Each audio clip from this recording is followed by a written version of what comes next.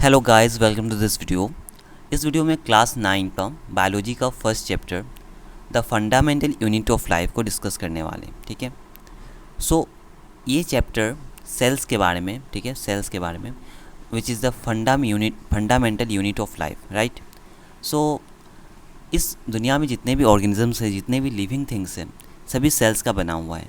ठीक है, चाहे वो प्रोकैरियोटिक ऑर्गेनिज्म हो, चाहे वो यूकैरियोटिक ऑर्गेनिज्म हो, दो सभी सेल्स का बना हुआ है। ठीक है, cells are the smallest structural and functional unit of life and it is the primary unit of life also. And cells को सबसे पहले रॉबर्ट हुक ने डिस्कवर किया था। ओके, रॉबर्ट हुक ने डिस्कवर किया था इन 1665। ओके, 1665 में रॉबर्ट हुक ने डिस्कवर किया था। एंड सेल्स में जो न्यूक्लियस होता है उसे रॉबर्ट ब्राउन ने डिस्कवर किया था in 1831। Okay, in 1831 Robert Brown discovered nucleus of the cell and protoplasm term was given by Purkinje. Protoplasm term was given by Purkinje for fluid present in the cell. ठीक है, तो जो fluid present होता है cell में उसको पुरकिंजे ने क्या कहा था? प्रोटोप्लाज्म कहा था। ओके, पुरकिंजे ने सेल्स में जो फ्लूइड प्रेजेंट होता है उसे पुरकिंजे ने क्या कहा था? प्रोटोप्लाज्म कहा था। ठीक है, so next point, a cell can exist independently as a whole organism and can carry out all the functions which are necessary for a living being as a unicellular organism like amoeba exist and perform all the metabolic activities.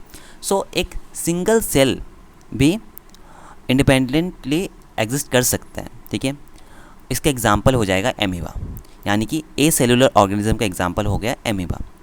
ठीक है, and अब आ जाते हैं cell theory पर। ठीक है, cell theory पर, cell theory को दो साइंटिस्ट ने दिया था, एक्स क्लेडिन एंड एक्स स्वान। ठीक है, एक्स क्लेडिन एंड एक्स स्वान ने दिया था। ये दो साइंटिस्ट थे, एक बॉटेनिस्ट है, एक जूलॉजिस्ट है। ठीक है, दोनों ने मिलकर क्या किया था? सेल थ्योरी दिया था। ठीक है, तो सेल थ्योरी में क्या कहा जाता है? सेल थ्योरी में कहा गया है all living organisms are composed of cells. All living organisms are composed of cells. Okay, सभी ऑर्गेनिज्म सेल्स से मिलकर बना हुआ है, simple. And cells are the fundamental unit of life. Cell theory में ये भी कहा गया था। And new cells are generated from pre existing cells, means नया सेल प्री एग्जिस्टिंग सेल से ही मिलकर बनेगा, मतलब पुराने सेल से नया सेल बनता है, ऐसा कहा गया था सेल थ्योरी में। ठीक है, क्लासिफिकेशन ऑफ ऑर्गेनिज्म, अभी सेल के बेसिस पे क्लासीफाई कर रहे हैं हम लोग ऑर्गेनिजम्स को, unicellular organisms and multicellular organisms. Okay, unicellular organism and multicellular organism. So पहला हो गया यूनिसेलुलर ऑर्गेनिज्म। यूनिसेलुलर ऑर्गेनिज्म का एग्जांपल हो जाएगा एमीबा। ठीक है, यूनिसेलुलर मीन्स सेल उसमें सिंगल सेल प्रेजेंट होगा। ठीक है, the organism that consist of a single cell such as amoeba are known as unicellular organisms. Multicellular organism में कौन सा आ जाएगा? For example humans, plants, fungi, ये सब क्या में आ जाएगा? मल्टीसेलुलर में आ जाएगा। ओके, मल्टीसेलुलर ऑर्गेनिजम्स में आ जाएगा। The organisms which contain various cells that perform different functions in the organisms such as plants, fungi and animals. Okay, let us moving forward. The shape of the cell. Now let us talk about the shape of the cell. So cells जो होते हैं उनका shape के बारे में discuss करने जा रहे हैं। The shape of the cell may vary depending upon the type of function they perform in an organism. ठीक है, कोई भी ऑर्गेनिज्म में सेल का टाइप, सेल का शेप जो होता है ना, सेल के टाइप पे डिपेंड करता है कि वो क्या फंक्शन परफॉर्म करता है उस सेल और उस ऑर्गेनिज्म में। ठीक है, उस ऑर्गेनिज्म में वो क्या फंक्शन परफॉर्म करता है, इस पर डिपेंड करता है कि उस सेल का शेप कैसा है। फॉर एग्जांपल, जैसे कि रेड ब्लड सेल है। ठीक है, रेड ब्लड सेल का शेप जो होता है वो अलग होता है। ठीक है, मसल सेल का अलग होता है एंड न्यूरॉन्स का अलग हो गया, नर्व सेल का। प्लांट्स में देखा जाए तो लीफ पोर का, गार्ड सेल्स का अलग होता है, डायटम का अलग होता है, पैरामीशियम का अलग होता है। ठीक है, तो ये होता है। सेकेंड पॉइंट में बोल रहा है cells are capable of changing their shape. For example the white blood cell and amoeba can change their shape on their on, मतलब सेल का शेप चेंज भी हो सकता है। फॉर एग्जांपल एमीबा में चेंज होता है और वाइट ब्लड सेल्स में होता है, ठीक है। Now the organisation of the cell, the organisation of the cell, ठीक है। A cell contain three features. A cell contains three features: the plasma membrane, okay, the plasma membrane, the nucleus, and the cytoplasm. So what is the plasma membrane? Now let us discuss about plasma membrane, okay. It is just like an envelope that covers the whole cell. ये एक envelope की तरह है जो कि cell को cover करता है, ठीक है। चाहे वो प्लांट सेल हो चाहे वो एनिमल सेल हो, दोनों में प्लाज्मा मेम्ब्रेन प्रेजेंट होता है, ठीक है। चाहे वो प्लांट सेल हो एनिमल सेल, दोनों में प्लाज्मा मेम्ब्रेन होगा। Therefore a cell gets separated from the external environment because it has a plasma membrane, ठीक है। तो ये एक्सटर्नल एनवायरनमेंट से प्रोटेक्टेड रहेगा, ये एक्सटर्नल एनवायरनमेंट से सेपरेट रहेगा due to plasma membrane, due to presence of plasma membrane, okay. The plasma membrane has the capability to decide which material should enter और leave the cell and which should not. That is why it is called as selectively permeable membrane. मतलब क्या है, इसका मतलब ये है कि cell में प्लाज्मा मेम्ब्रेन जो है वही डिसाइड करता है, ठीक है, कि किसको अंदर जाना है किसको बाहर जाना है, ठीक है। तो इसीलिए इसे सेलेक्टिवली परमेबल मेम्ब्रेन कहा जाता है। प्लाज्मा मेम्ब्रेन को सेलेक्टिवली परमेबल मेम्ब्रेन भी कहा जाता है, ठीक है। ये क्वेश्चन बनता है आप लोगों के क्वेश्चन में एग्जाम में, ठीक है। Next nucleus. तो न्यूक्लियस क्या होता है? Nucleus is a prominent organelle present in the cell which is the controlling centre of all activities, okay. So nucleus is the controlling centre of all the activities which are performing, okay. The structure of nucleus, nucleus का structure कैसा है? Nucleus का structure कैसा है? A nucleus has a nuclear membrane which covers it all around. There are pores present on the nuclear membrane that allow movement of substances in and out of the nucleus, ठीक है। सो nucleus में कुछ pores भी present होता है, ठीक है, nuclear membrane में प्रेजेंट होता है जो कि डिसाइड करता है कि किस सब्सटेंस को अंदर जाना है किस सब्सटेंस को बाहर निकलना है, ठीक है। देयर आर क्रोमोसोम्स, ठीक है, न्यूक्लियस में क्रोमोसोम्स प्रेजेंट होता है, ठीक है। क्रोमोसोम्स के अंदर डीएनए प्रेजेंट होता है, डीएनए के अंदर जीन होता है, ठीक है। अच्छा, रोड शेप का होता है, रोड शेप स्ट्रक्चर्स होता है इसका, क्रोमोसोम का स्ट्रक्चर रोड शेप का होता है। Rod shape means you know इस टाइप का कुछ rod shape, I think you all know, present in the nucleus which contain genetic information. अच्छा, क्रोमोसोम में जेनेटिक इन्फॉर्मेशन होता है, आप लोगों को पता है क्रोमोसोम के अंदर क्या होता है? डीएनए होता है, ठीक है। डीएनए को जेनेटिक मटेरियल कहा जाता है और डीएनए के अंदर जीन प्रेजेंट होता है, बेस पेयर्स प्रेजेंट होता है, न्यूक्लियोटाइड्स न्यूक्लियोसाइड्स प्रेजेंट होता है, ठीक है। तो उसके अंदर क्या होता है? जेनेटिक इन्फॉर्मेशन होता है, किसी भी ऑर्गेनिज्म का जेनेटिक इन्फॉर्मेशन, ठीक है, जेनेटिक इन्फॉर्मेशन प्रेजेंट होता है। नेक्स्ट जो मैंने बता दिया, ठीक है, क्रोमोसोम्स के अंदर क्या होता है? डीएनए प्रेजेंट होता है, वही। The chromosomes contain two type of things, DNA and proteins, ठीक है, प्रोटीन्स भी होता है डीएनए भी होता है। This helps in packaging, so protein, this helps in packaging and condensation of DNA, okay. So DNA का पैकेजिंग और कंडेंसेशन में हेल्प कौन करता है? प्रोटीन करता है, राइट। डीएनए का पैकेजिंग में हेल्प करता है, ठीक है। डीएनए एक्चुअली बहुत ही लंबा होता है, उसका लेंथ बहुत ज़्यादा होता है, ठीक है, बट इसका ऐसे इस तरह से पैकेज किया जाता है कि वो उस सेल में उस क्रोमोसोम में वो फिट बैठ जाए, ठीक है।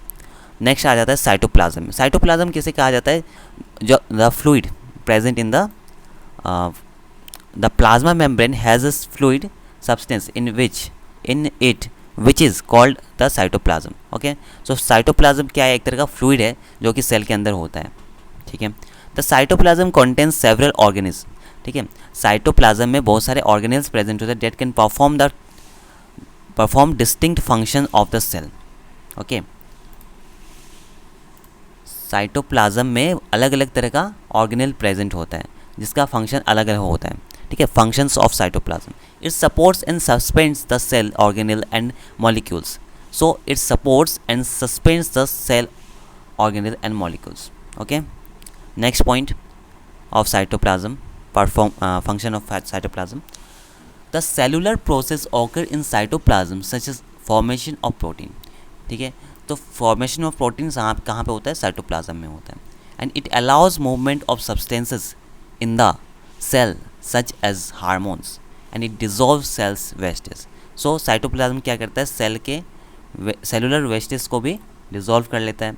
And it allows movement of substances इन, तो ये इसमें फ्लूइड होता है जैसे कि, तो वो सब्सटेंसेस का मूवमेंट भी अलाउ करता है। ठीक है, सच एज हार्मोन्स, तो हार्मोन्स का मूवमेंट साइटोप्लाज्म के हेल्प से होता है। ठीक है, the cells perform several functions. The organelles are useful because they are allow separation of different functions that are being performed by the cell.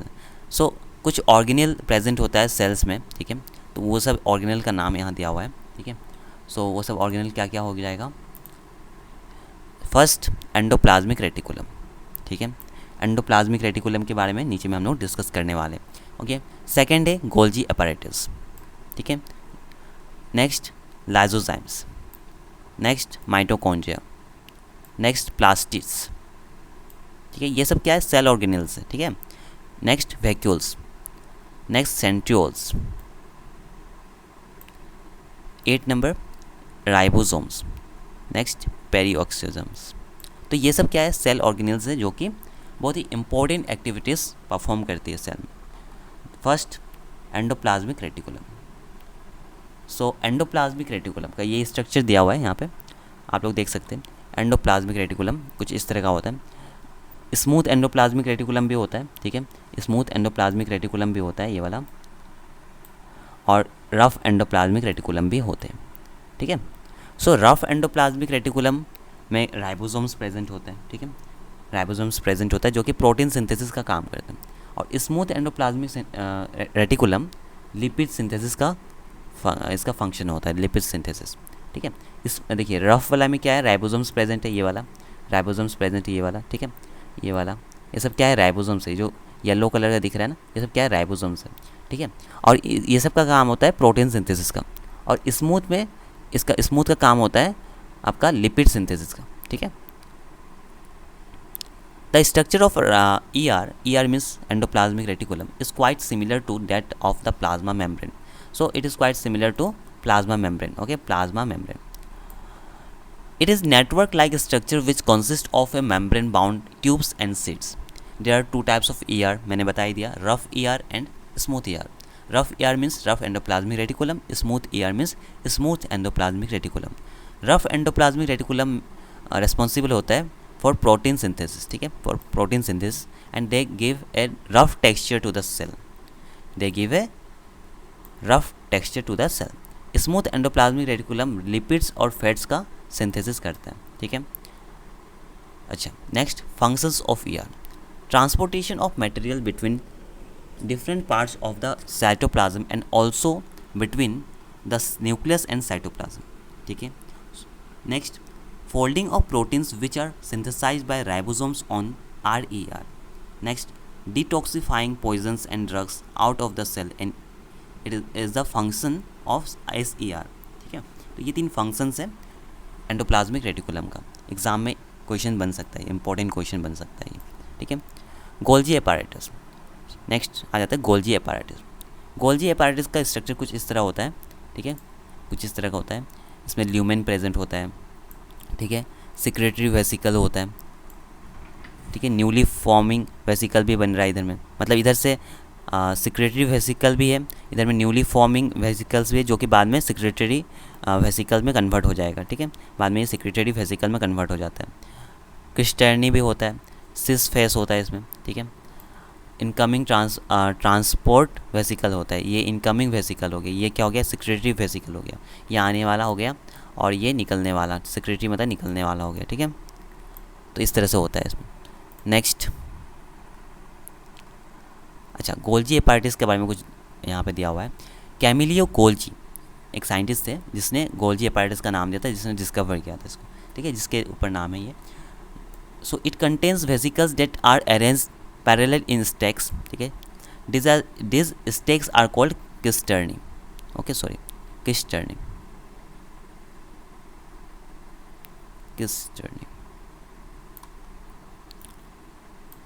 These vesicles have their own membrane. These vesicles have their own membrane. These membranes are sometimes connected to those of ear. Functions of Golgi apparatus. Golgi apparatus carries material synthesized by ear. So endoplasmic reticulum से जो material synthesise होता है वो Golgi apparatus के पास होता है, ठीक है. To different parts of the cell. The material is stored in packaged in vesicles. Stored and package in vesicles, ठीक है. वेसिकल्स में ही पैकेज होता है. Formation of complex sugar. Formation of complex sugar कहाँ पे होता है? गोल्जी एपार्टेस में होता है. सो ये इंपॉर्टेंट फंक्शन इसका. कॉम्प्लेक्स शुगर का फॉर्मेशन कहाँ पे होता है? गोल्जी एपार्टेस में होता है. क्वेश्चन बन सकता है. फॉर्मेशन ऑफ लाइजोजाइम्स कहाँ पे होता है पूछ सकते हैं, तो गोल्जी एपार्टेस में होता है, ठीक है. तो एमसीक्यूज टाइप क्वेश्चंस यहाँ पे काफ़ी बन सकते हैं. नेक्स्ट ऑर्गेनल आ गया अपना लाइजोसोम. लाइजोसोम, ठीक है. They are single membrane vesicles. They are single membrane vesicles which are responsible for cleaning the cell. So lysosomes are responsible for cleaning the cell. They can digest any foreign material such as food and bacteria, food or bacteria, and even the worn out cell. तो ये कैसे भी organism को, मतलब कैसे भी organism बोल सकते हैं, कैसे भी फूड को डाइजेस्ट कर सकते हैं सेल में, ठीक है. मतलब सेल में डाइजेस्ट करने का इसका फंक्शन है. कुछ इस तरह का स्ट्रक्चर होता है, उतना इंपॉर्टेंट नहीं है बोला. Lysozymes are capable of doing so because they have digestive enzymes. So lysozymes has digestive enzymes. Okay, these enzymes break the material and digest them. So enzymes क्या करता है? जैसे डाइजेशन का जो फंक्शन होता है वही करता है, मतलब फूड को ब्रेक करता है और डाइजेस्ट करता है. These enzymes are synthesized by ARIA. So the enzymes present in lysozymes are synthesized by rough endoplasmic reticulum. Okay, rough endoplasmic reticulum and the package into lysozymes by Golgi bodies. So ये किससे package होता है? ये Golgi apparatus या Golgi bodies से package होता है, ठीक है. गोल्जी बॉडीज से पैकेज होता है. Next mitochondria. Okay, very important organelle which are present in our cell. It is a double membrane organelle, ठीक है. तो सबसे पहले ये पता होना चाहिए कि माइटोकॉन्ड्रिया क्या है? Double membrane organelle, double membrane which has its own DNA and that is why. so इसमें भी DNA होता है, ठीक है. माइटोकॉन्ड्रिया के पास भी DNA होता है, ये पता होना चाहिए, ठीक है. न्यूक्लियस के अंदर तो होता ही है, क्रोमोसोम के अंदर, बट माइटोकॉन्ड्रिया के पास अपना DNA होता है, ठीक है. इसीलिए इसे क्या कहा जाता है? सेमी ऑटोनोमस ऑर्गेनल, मतलब खुद से चलने वाला सेमी ऑटोनोमस ऑर्गेनल कहा जाता है इसे. माइटोकॉन्ड्रिया को powerhouse of the cell भी कहा जाता है. क्यों? क्योंकि माइटोकॉन्ड्रिया को powerhouse of the cell भी कहा जाता है. क्यों? क्योंकि माइटोकॉन्ड्रिया एटीपी सिंथेसिस करते हैं, ठीक है. The mitochondria generates ATP, adenosine triphosphate, which is known as energy currency, which is known as energy currency, which is known as energy currency. Okay, ठीक है, एनर्जी करेंसी होता है. सो ये क्वेश्चन तो काफ़ी बार पूछा गया है एग्जाम में, प्रीवियस ईयर क्वेश्चन में काफ़ी बार ये पूछा गया है, ठीक है. अभी दोनों ही माइटोकॉन्ड्रिया का दो लेयर होता है, दो मेम्ब्रेन होता है, ठीक है. तो ये दोनों मेम्ब्रेन का जो फंक्शन है पोरस इन नेचर होता है. आउटर मेम्ब्रेन जो होता है पोरस इन नेचर होता है, ठीक है, मतलब इसमें पोर्स प्रेजेंट होता है. इनर मेम्ब्रेन डीपली फोल्डेड होता है. ओके, डीपली फोल्डेड होता है, ठीक है. The inner membrane of mitochondria is called as cristae, cristae कहा जाता है इसे, ठीक है. And the inner membrane of mito facilitates generation of ATP, ठीक है. एटीपी का जनरेशन कौन करता है? इनर मेम्ब्रेन ही करता है, ठीक है, जो कि लार्जेस्ट सरफेस एरिया होता है जिसका. और स्ट्रक्चर यहाँ दिया हुआ है, देख सकते हैं आप लोग. ये हो गया आउटर मेम्ब्रेन, ये वाला हो गया आपका आउटर मेम्ब्रेन, ठीक है, ये आउटर मेम्ब्रेन हो गया, और ये वाला हो गया आपका इनर मेम्ब्रेन, ठीक है. इनर मेम्ब्रेन यहाँ दिया हुआ भी है आउटर मेम्ब्रेन, ठीक है. तो ये वाला आउटर मेम्ब्रेन हो गया, येलो कलर जो है ना ये आउटर मेम्ब्रेन हो गया, और ये जो ब्राउन कलर का टाइप का है ये वाला हो गया इनर मेम्ब्रेन. ओके, यहाँ पे दिया हुआ है आपका इनर मेम्ब्रेन, ठीक है. सो ये स्ट्रक्चर है. यहाँ पे मैट्रिक्स प्रेजेंट होता है, डीएनए खुद का प्रेजेंट होता है, ठीक है. सो माइटोकॉन्ड्रिया एक ऐसा ऑर्गेनल है जिसमें डीएनए इसका खुद का प्रेजेंट होता है, अदरवाइज न्यूक्लियस में प्रेजेंट होता है. नेक्स्ट आ जाइए प्लास्टिड्स पे, ठीक है. So what are plastids? Plastids just like mitochondria it is also double membraned organelle which has its own DNA. Okay, so plastids भी एक ऐसा ऑर्गेनल है जिसके पास खुद का डीएनए होता है और राइबोसोम भी होता है, ठीक है, राइबोसोम भी होता है। और प्लास्टिड्स भी डबल मेम्ब्रेन है, ठीक है। Plastids exist in plant cells only. So plastid जो होता है वो सिर्फ प्लांट सेल में होता है, ठीक है, प्लांट सेल में प्लास्टिड्स होता है। सो अगर प्लांट सेल एनिमल सेल में जब डिफ्रेंशिएट कर रहे हैं तो इस पॉइंट को भी आप लोग नोट कर सकते हो। नेक्स्ट आ जाइए chloroplast, which are also present in only plants, ठीक है। So chloroplast are the cell organelles that conduct photosynthesis in plants, ठीक है। Chloroplast is delivered from two Greek words chloro, okay, chloro and plast, so which means green and plants, ठीक है, green and plants. So green और plants word इसका मतलब इसका meaning वही है, ठीक है, रेस्पेक्टिवली। सो क्लोरोप्लास्ट में क्या होता है, एक पिगमेंट प्रेजेंट होता है, आप लोगों को पता ही होगा, क्लोरोफिल, ठीक है, पता है। अलॉन्ग विथ लिपिड्स भी प्रेजेंट होता है, ठीक है, लिपिड्स प्रेजेंट होता है, कार्बोहाइड्रेट्स प्रेजेंट होता है, मिनरल्स प्रेजेंट होता है और डीएनए भी प्रेजेंट होता है, ठीक है, आरएनए भी होता है, ग्राना होता है, थाइलाकोइड्स होता है एंड स्ट्रोमा भी प्रेजेंट होता है, किसमें, क्लोरोप्लास्ट में। So chloroplast is one of the very important organelle of plant cell, okay. The main function of chloroplast are conducting photosynthesis in plants, protein synthesis, ठीक है, release oxygen, storage of starch. So इस तरह का कुछ होता है chloroplast, ठीक है। क्लोरोप्लास्ट कुछ इस तरह का दिख रहा है।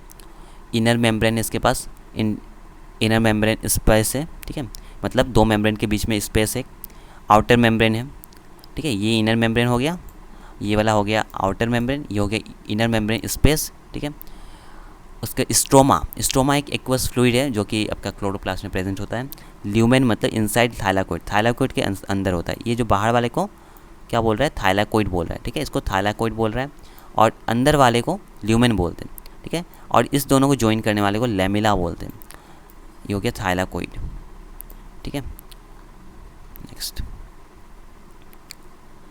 Vacuoles, vacuoles are the places where cells can store their liquids और सॉलिड्स। सो वैक्यूल्स एक ऐसा प्लेस है जहाँ पर एनिमल सेल या फिर प्लांट सेल दोनों ही क्या कर सकता है, अपने लिक्विड्स और सॉलिड्स को स्टोर कर सकता है, ठीक है।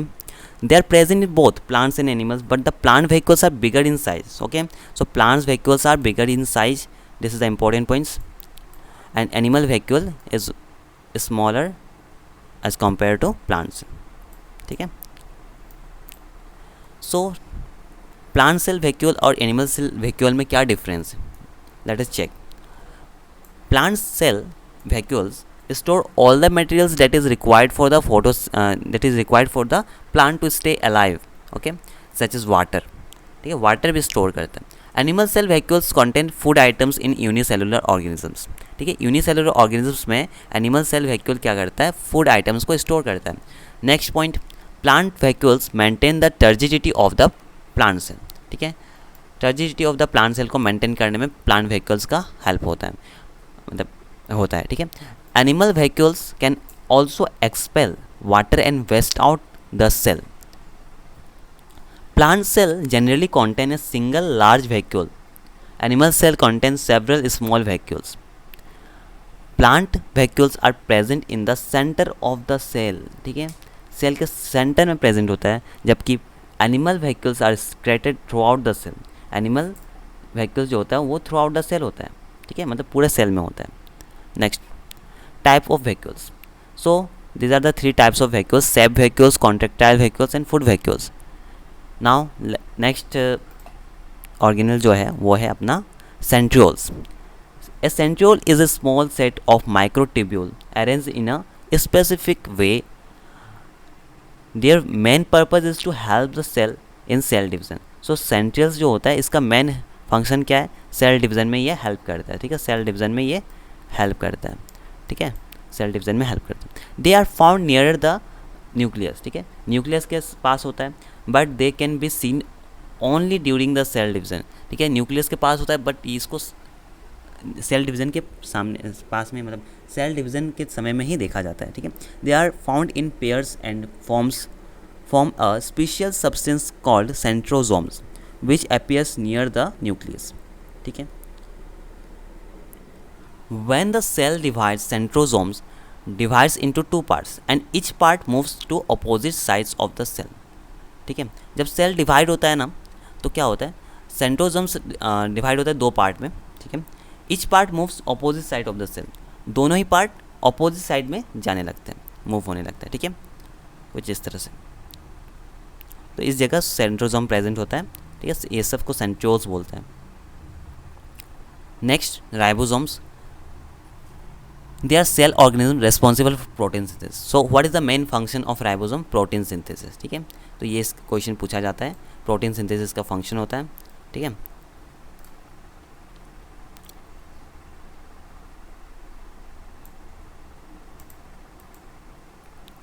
Ribosomes can be found in both prokaryotes and eukaryotes. Ribosomes दोनों ही ऑर्गेनिज्म में पाया जाता है, because the synthesis of protein is important both of them, ठीक है। In prokaryotes ribosomes float freely in the cytoplasm. Eukaryote में क्या होता है? फ्लोटिंग इन द साइटोप्लाज्म और they are often attached to the endoplasmic reticulum, ठीक है। सो eukaryotes में ये एंडोप्लाज्मिक रेटिकुलम में भी पाया जाता है, ठीक है, और साइटोप्लाज्म में भी पाया जाता है। बट प्रोकैरियोट्स में ये सिर्फ साइटोप्लाज्म में पाया जाता है, एंडोप्लाज्मिक रेटिकुलम में सिर्फ यूकैरियोट में पाया जाता है, ठीक है। एंडोप्लाज्मिक रेटिकुलम तो हम लोग पढ़ चुके हैं ना, ठीक है। अच्छा, next point, the ribosomes attach to the ER endoplasmic reticulum synthesize proteins that are to be exported out of the cell, while the ribosomes floating inside the cell synthesize protein that are used inside the cell, ठीक है। तो ribosome attach to the ER मतलब endoplasmic reticulum से जो ribosome attach होता है वो जो प्रोटीन सिंथेसिस करता है वो बाहर भी जा सकता है, ठीक है। यानी कि यूकैरियोटिक सेल्स में प्रोटीन सिंथेसिस जो होता है वो सेल के बाहर भी जा सकता है, बट प्लांट सेल में नहीं, प्लांट नहीं, प्रोकैरियोटिक सेल में क्या होता है ना, जो साइटोप्लाज्म में होता है सिंथेसाइज प्रोटीन सिंथेसिस वो सिर्फ इनसाइड में यूज़ हो सकता है, मतलब सेल के इनसाइड में यूज़ हो सकता है बस, ठीक है, बाहर नहीं जा सकता। समझ में आ रहा है आप लोग को? Next point, peroxisome and the last cell organism which I am going to discuss, okay. Periexosomes are small vesicles found in the cells, ठीक है।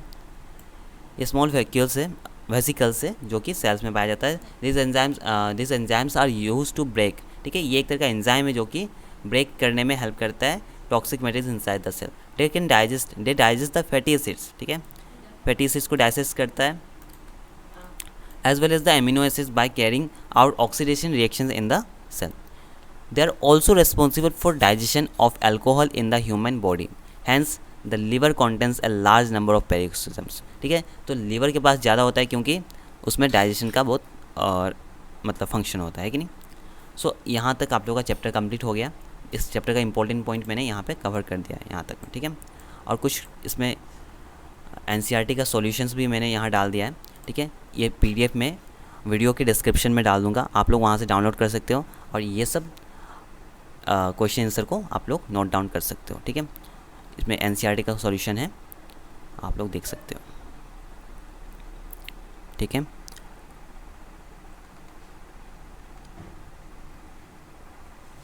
इसमें NCERT का कम्प्लीटली सॉल्यूशन दिया हुआ है। सो इस PDF को मैं डिस्क्रिप्शन में डाल दूंगा, आप लोग वहाँ से डाउनलोड कर सकते हो, ठीक है। सो अगर वीडियो पसंद आया हो तो लाइक करिएगा, शेयर करिएगा और सब्सक्राइब भी करिएगा, ठीक है। So thanks for watching the video.